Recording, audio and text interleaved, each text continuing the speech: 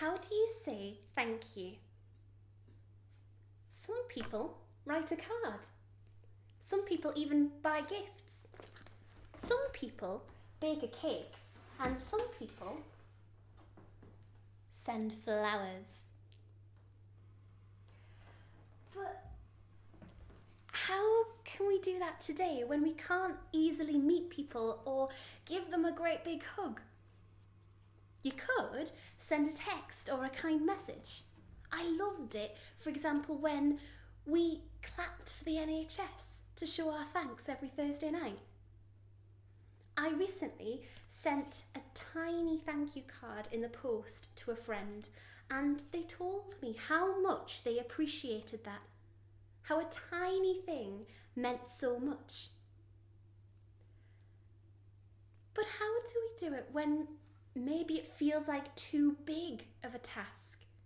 For example, we can't easily bake a cake or send flowers to every single NHS worker. It just feels too big for one person. How do we say or do something to show our gratitude? Furthermore, how do we show our gratitude to God? Sometimes we do this naturally. We say thank you when we pray.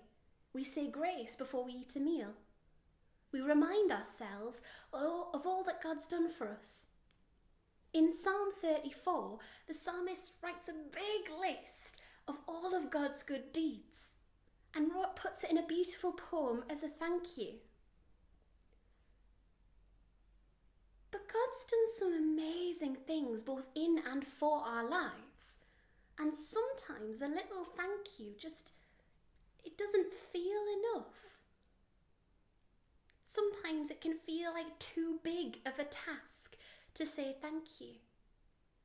To go, oh wow, God, you've done all this. How can I begin to show that I'm thankful? Maybe the best thank you we can give God is to live our lives well.